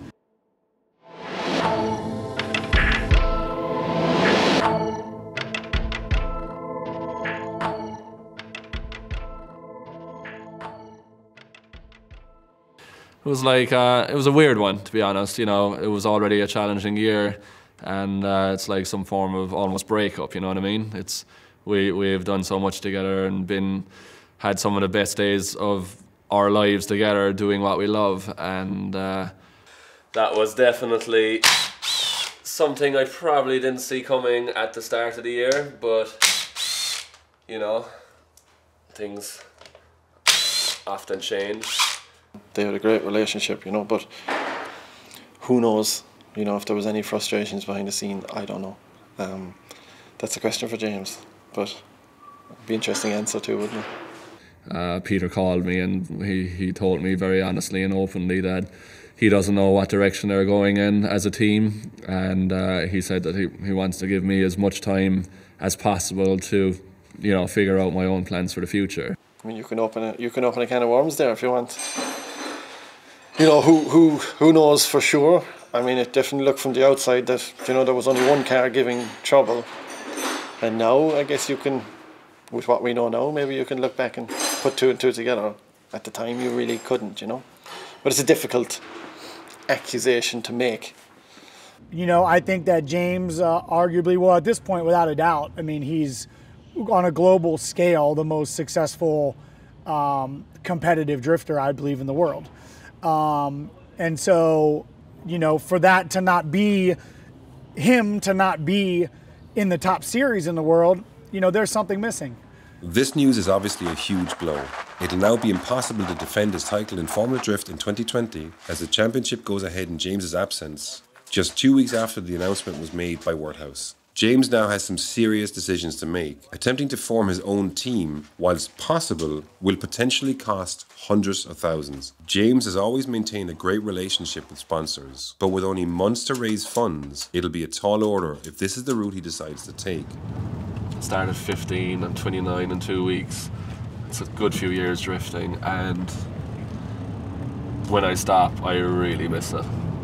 And then when I start again, and when you do one of those battles and it's like absolutely, you know, door to door with your opponent, when it's right on the edge, when you know, like, man, that you can't get any closer than that, there's nothing else in this earth that gives me that same feeling. So just trying to get that feeling back, really. Yeah, alright, thanks. What I hope he'll do, and I think he will, is maybe try to put a program together himself. I reckon if they could get the budget together and if everything fell into place, they'd run a pretty good, you know, team themselves between them, with, you know, all the right people kind of fall into place, good reliable car again, and I would hope that'd be his next route. With decisions to make, it begs the question of whether or not James wishes to compete elsewhere. Having won the US Championship for 3 years running, moving forwards is a logical step. There are only a few championships James hasn't competed in yet, one of which is the FIA Intercontinental Drifting Cup, held twice now in Japan. It's the closest thing the sport has to a world championship with its FIA sanctioning. Won consecutively by Russian driver Georgy Chevchen, with James's record behind him. Should he manage to win it, he will undoubtedly be recognised as the undisputed best in the world. Overcoming the Russian driver could be the biggest challenge of his career to date, as Georgy managed to better the Japanese drivers on their home soil. With uncertainty condemning even local events, committing to the FIA event at this stage seems optimistic to say the least. With Formula Drift very much at the top of priorities, James calls upon previous sponsors to begin understanding the challenges ahead and what kind of budget he might need to get back to America.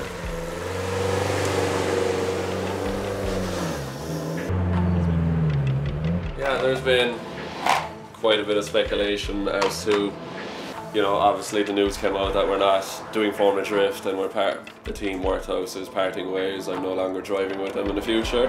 So of course that caused a lot of I guess hype on the internet, which is always interesting and fun to read. But yeah, what's next?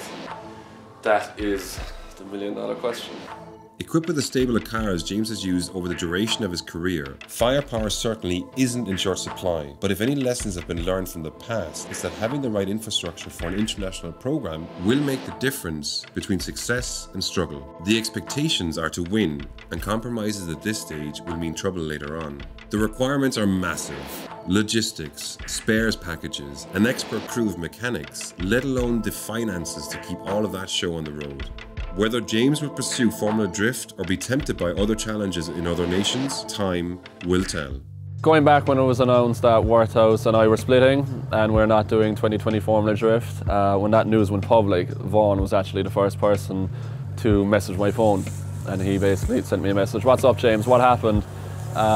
He was there, "Before you make any decisions on your future, make sure you talk to me first." So that was obviously really cool. Like, that's interesting. Like his getting on the phone immediately, and it was like early in the morning. I wasn't expecting that. You know, I'm certainly thinking about what I'm doing into my future, right? I really love what I have going on with Chelsea, but my time is now being commanded. I've worked so hard to earn all these opportunities, and my time is being stretched. So I'm not going to be able to continue competing for championships for too much, for too much longer, given my personal priorities. And so I'm certainly, thinking about what's next. And, we have talked about other drivers, and James has been of interest on that list. I believe in him, his capabilities. He's great with fans. He's got the look. He's the full package. And so, we'll see. I'm certainly gonna have a conversation with him, understand his goals, and if if we end up, going the route that I think, maybe there's an opportunity to get him behind the wheel of an RTR.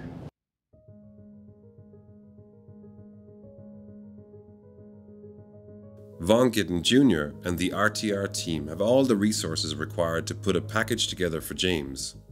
However, for James, it could mean saying goodbye to his longest-term sponsor, as the RTR team have a long-term partnership with Nitto Tires. Falcon have now supported James for over 10 years. They provided him with his first opportunity to test in Formula Drift back in 2010. He has nothing to prove now. I'd love to see him go to Japan and do some events. Everyone calls him the world champion, but he's not the world champion. Sorry, James. But he's how many times European, how many times Irish, how many times FD now at this stage. I had no idea I was going to win the championship in 2017, my first year competing in a full season in Formula Drift. Like, no idea. When that happened, it blew my mind. And then to go back to back, and then 3 in a row, being the first driver in the world to win that championship 3 times in a row, it's crazy. But I've done it, and I've loved every second of the journey. Of course, there's been challenges, but that's all part of it. But what I'd love to do, I don't want to step away from drifting, I know that for sure. But what I would genuinely love to do is, in the coming years, if we have the opportunity, is to give somebody else that deserves an opportunity, give somebody else a chance, and see what they can do, because that's all I needed. For years I didn't have the opportunity, and I couldn't show what we were capable of doing. Maybe, I guess in my wildest dreams I believed we could do it, but you never know until you're there and you actually do it. So it wasn't until I had the opportunity and went and managed to make it happen. It's the only time you can really truly find out, but for sure I'd love to just someday give somebody else the opportunity to do, give them the keys to their dreams.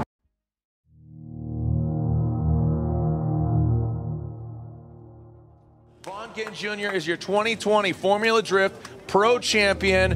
Congratulations to the RTR team. Vaughn and his team haven't done this in 10 years. Whether or not seeing someone else lift a Formula Drift Championship trophy affected James Deane remains to be seen. With the carpet well and truly pulled out from under him, he must make decisions on what path to pursue for 2021 imminently. It's like getting a fucking box of sweets. There's 6 sweets in it. You've only come to the end sometime, haven't you?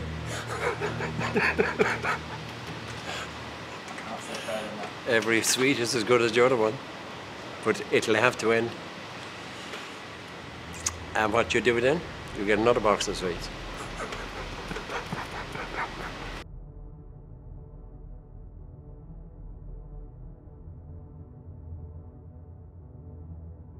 Yeah, it was definitely put a spanner in the works, but one door closes and you just have to go in search of the next door, and that's what I'm excited for next. This still leaves the option of launching his own team in America. James's current European Championship car has demonstrated the capability of beating Formula Drift cars, as it did so against Peter Wienczek earlier in the year at Drift Masters in Riga. However, the car is only a small part of the picture. Raising the funds is a challenge that cannot be underestimated and must be carefully considered. If he fails, he'll have nowhere to compete in 2021. Things aren't looking great, but as James quite rightly put it, with one door closing, another opens. The Russian Drift Series, in partnership with Amol Oil, put an offer on the table, one that will provide James with a championship campaign in RDS, and most importantly supply him with the resources to provide his own car and eliminate any potential mechanical issues from the get-go. And as an added perk, the ability to compete in the FIA Intercontinental Drifting Cup in 2021, the closest thing to a world title in the sport. It's been a crazy few months preparing, putting it all together and making these plans come to life, and I cannot express how excited I am to get back into competition with a brand new car that we've been busting our asses working on. Huge thanks to my family and friends and all my partners for supporting me in my dreams and where we want to go next. And Yeah, I'm so happy that we can finally announce we are going to be competing in the 2021 Russian Drift Series. So in RDS, we're going to be teaming up with Daigo Saito and Charles Ng, and I'm going to be joining Amoil Drift Team, which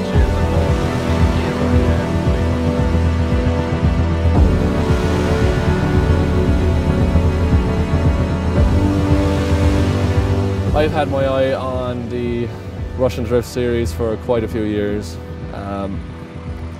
Just see the level of driving there is very high. That all kind of came about very late in 2020, so new opportunity, new team. We figured out that we had to build a new car in very, very little time. So we built this new car at home in my workshop in 9 weeks, and then shipped it to Russia, and then flew to Russia.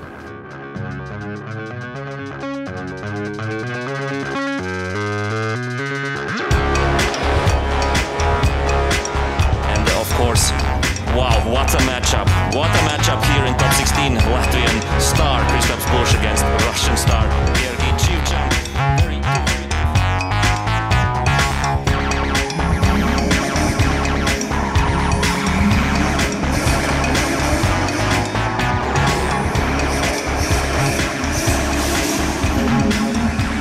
The opportunity came with Amoil Racing. They said, right, we're putting a team together for 2021 to try to, you know, take over RDS. And they said, okay, teammate, if you join, will be Daigo Saito, who's one of the biggest drifting stars in the world, D1 Japan champion, Formula Drift USA champion. And I've always been watching Daigo for a long time, and I've actually been a fan of him as I was growing up through my own ranks. And I only found out recently that it was his dream to battle me, and I was excited to battle him. So this opportunity, now we're teammates, and we already had a battle in Russia this year. So it, when I found out that he was trying to go back to FD because he really wanted to, you know, battle us, and you know, making it all happen in Russia is a really cool, I think, story. New challenge, new chapter, new team, new car, new judges, new spectators, and it's just very exciting. Two competitors in particular have been a thorn in James's side this season. Despite bettering Daigo Saito in the first round of the RDS, Arkady Gratsev and Georgi Chivchan have proven elusive. Their experience on their home tracks has proven one challenge too many. Only now, on a level playing field, will we see who comes out on top. The weather in Riga is notoriously fickle, and the monsoon rains threaten to spoil the party, but the organisers persevere, and despite the conditions, the top 32 goes on without any major surprises. The weather miraculously turns around, and all the favourites go into the top 16, with one driver in particular demonstrating unbelievable straight-line speed ahead of the first corner. Latvia's own Kristaps Bush, owner of HGK Racing, developer of the BMW Eurofighter, is looking like a force to be reckoned with. Georgi Chivchan, also known as Gotcha, has won the last 2 FIA events, defeating Japan's best on their home turf, let alone holding the RDS Championship for the last 3 years running. There is no doubt he's one of the best drifters on the planet at the moment. What a matchup here in top 16. Latvian star Kristaps Bush against a Russian star Georgi Chivchan. Two very different cars. V8 for Kristaps and Georgi Chivchan representing himself, of course, and he's trying, of course, to match Kristaps' speed. And this is really interesting that Georgi Chivchan tries to be as close as possible.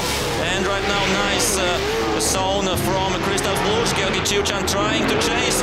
Is Kristaps be able to go to outer zone 2? Just like that, Gotcha is out of competition.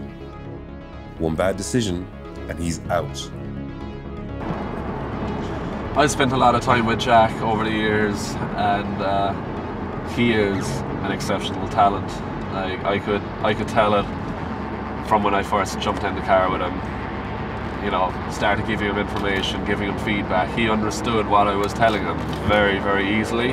And even if we switched around where I was driving and he was sitting in next to me, then when we switched back again, he would put it down very, very easily. So He picked it up very well, and from what I've seen over the last few years in his ability, I genuinely think he's one of the most talented drivers there is in drifting today.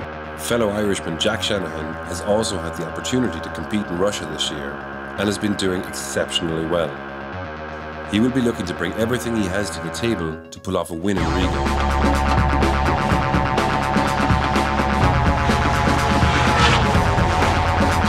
Despite being neighbours with James back home, there's no love lost on the track. He gives just as good as he gets.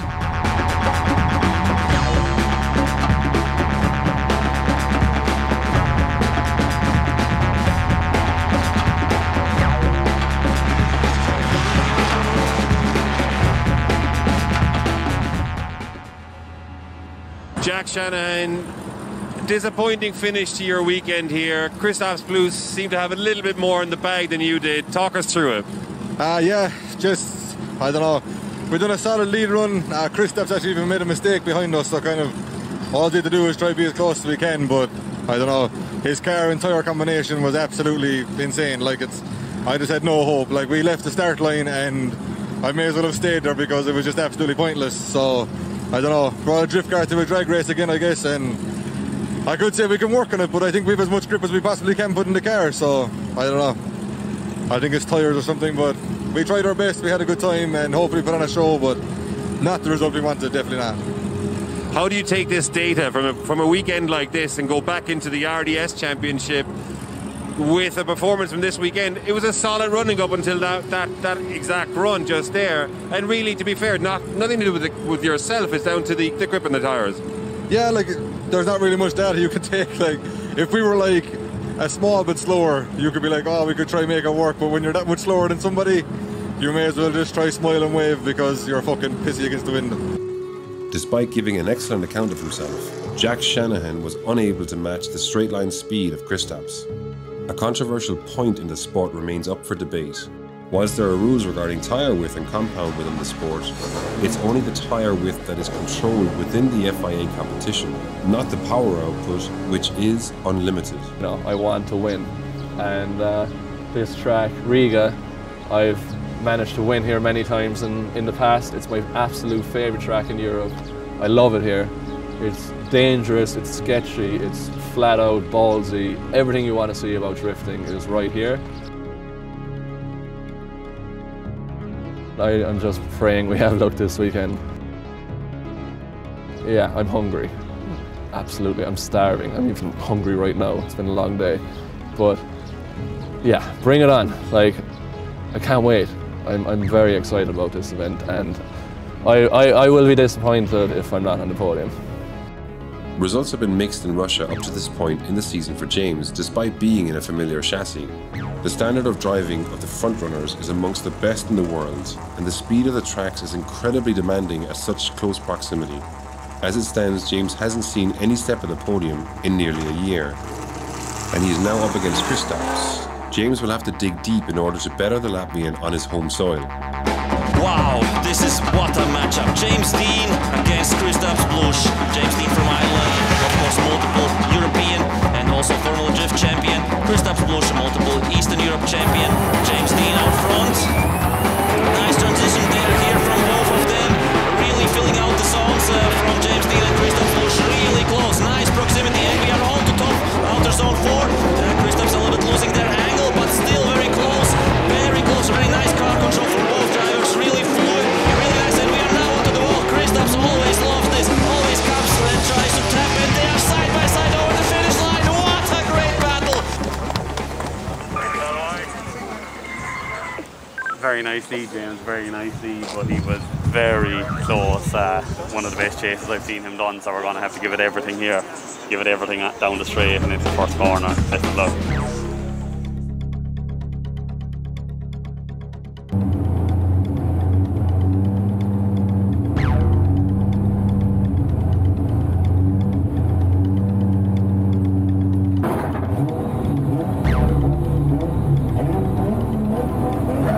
James Deane, of course, tries to go faster. He knows how fast Christoph's car is, and right now he's very much out front. And we are here, outer zone 1.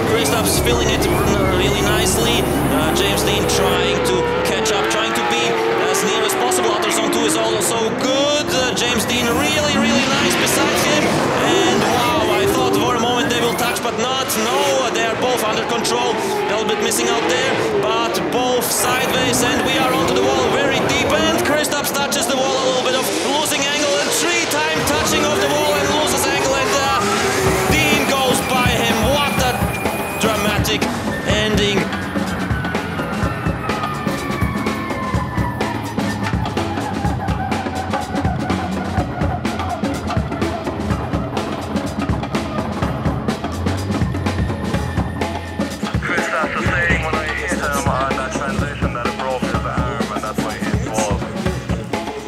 Not a hole, like it only tipped the bumper. Like looks a bit live stream. Yeah, he gave him a tap, like, but I don't think it was, you know what I mean? I don't know. I don't think it was that much break his arm, like they moved up, you know, the car, the right hander after that. Exactly. And we have the result, and yeah, James Deane gets the win. James Deane goes into the final. Of course, it's a logical result after this battle, and Kristaps Blush has still the possibility to fight for third place if he will be able to repair his car.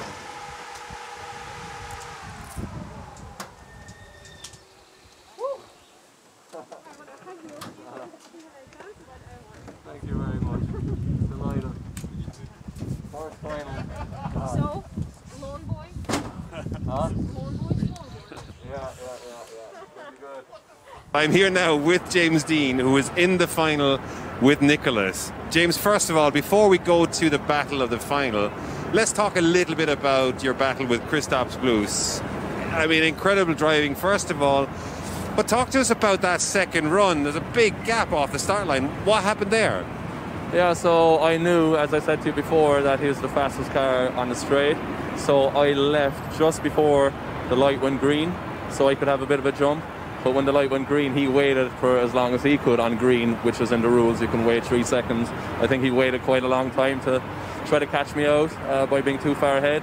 When I was trying my best to look in the mirror, I could see him slowly coming and then quickly coming. So I got back on the throttle, and I was lucky enough to just initiate before the initiation point, continue to drip throughout the run, and it got a bit tricky towards the end. We made small contact just before the fourth corner, but we both stayed in it, continued on the run.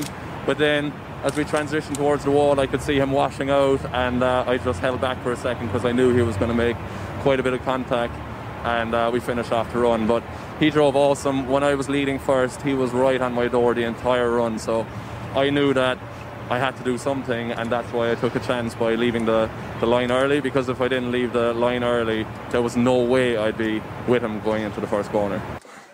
That was tough, man. Yeah, it was just one of those ones where you have to risk it. I had to take a chance. So speaking of speed, obviously Kristaps is incredibly fast. Another driver that has been incredibly quick all weekend is Nicholas. What's the approach? Is it the same? It's rinse and repeat? Nicholas is absolutely awesome. Like, I am so impressed with this man, this kid. What am I saying, man? He's 16 years old, and he's been putting down the most consistent runs all weekend long, from the very start of practice till right now in the finals. So I'm delighted for him to be in the final. I'm delighted to be battling Nicholas. And whatever happens, happens. You know, at this point, I'm in the final. I'm really happy. It's my first podium in the brand new car. Very happy with that. It's a brilliant event. And whatever happens, happens. I'm going to try my best to lead, try my best to chase. I know he's a straight-up driver, and it should be a great battle. Yeah, and also now you know how we felt when you were 16 on the grid, and we all were wondering how we were going to beat you. So there you have it. It's lined up to be an absolutely incredible final. Nicholas and James, it's going to be 120% the entire run. I can't wait for this. Who's going to take it? Back to you guys.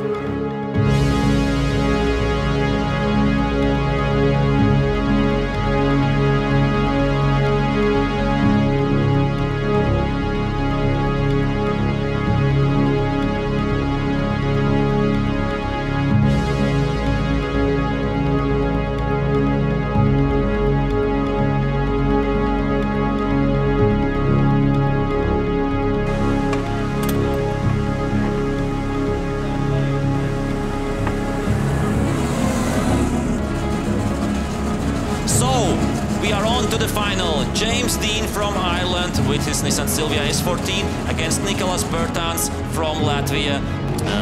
By 800 horsepower. So it's the green light and it's go for the final round. The first half of this battle.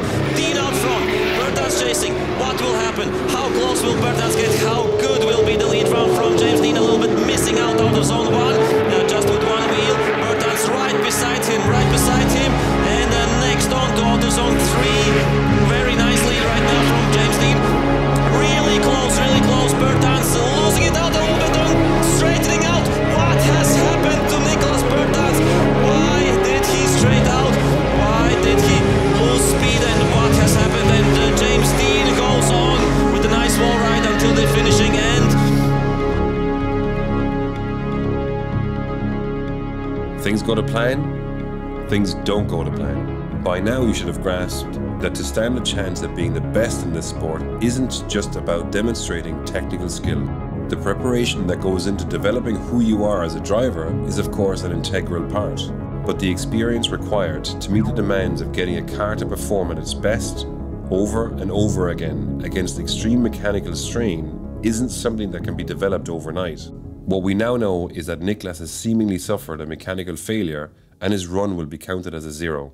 All James needs to do is drift the course in the chase position to complete the battle, in order to be crowned the FIA Intercontinental Drifting Cup Champion 2021. We are on for the second half of this battle. Nicolas Bertans right now will be out front.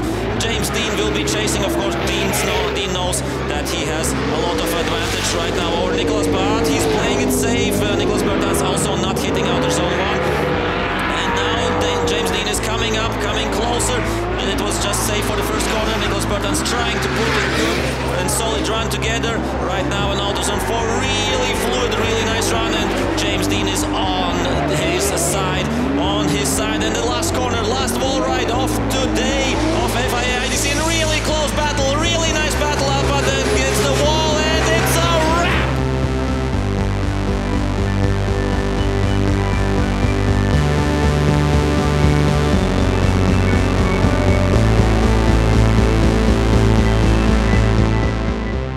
Came in from the final battle, I was shaking, I was shouting, I was screaming, I was full of adrenaline, so happy, and now like it's all starting to wear off and I'm just noticing that I'm absolutely exhausted, but I'm going to be smiling for a long time. This one means a lot. I really appreciate the lads, my close team, Michael, Chris, my brothers, Michael and Ken, my mum and dad, my sisters, my girlfriend Becky, everyone that is close to me and supports me when I'm an angry loser or a happy, can't curse, but winner. And I want to curse so bad. I'm so happy right now, and yeah, it's like a weight off my shoulders. It's been a while, like COVID, all of this crap that happened in the last, how many months? 18 months. 2019 was my last huge event, which was Arundel. It's been a very, very weird time in between then and now, and finally I feel like this is a huge achievement. I feel like we can still do it, and it's another title that means a lot to every driver, and just to be added to the list is absolutely awesome. I'm very grateful. What now? What now? Well, this was shaping up to be the biggest event of the year. First time ever competing in the FIA IDC, and as I said earlier, I was very, very hungry to try to make it as far as possible in the competition, because we were so close to the podium in our first 2 events this year but didn't reach it. And this track I know very well, and I really wanted it, like, from the start.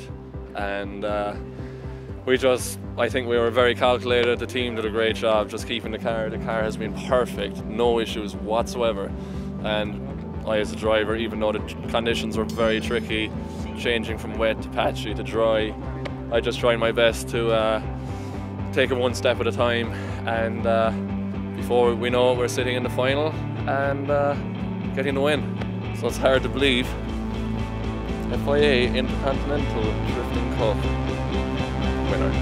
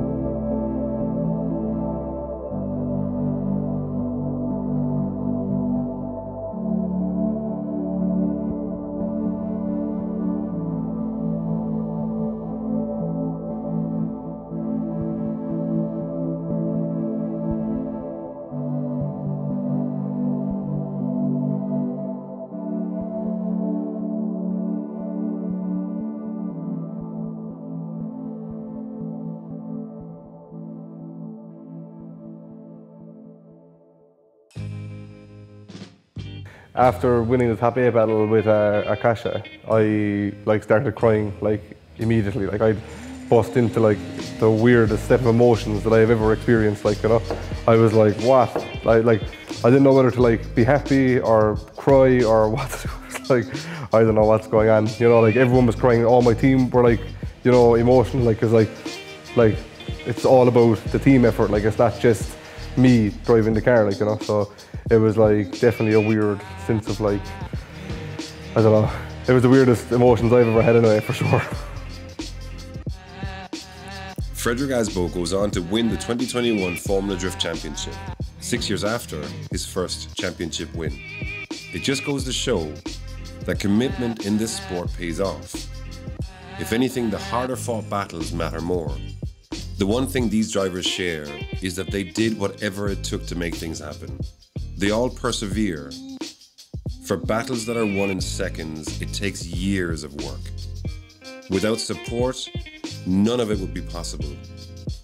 When James decided to commit to drifting, everyone around him knew to take him seriously. They supported him with everything they had. Nothing was too much to ask, nowhere was too far to go. The story is far from over. With new horizons always on offer, there's no telling where they'll go next.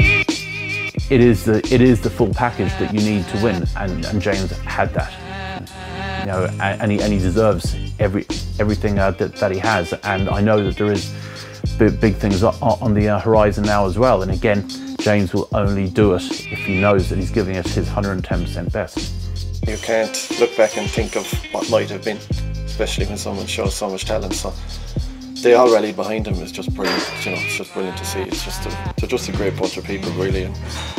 And they deserve all the success that they've had, you know. James shares that success with them, and rightfully so.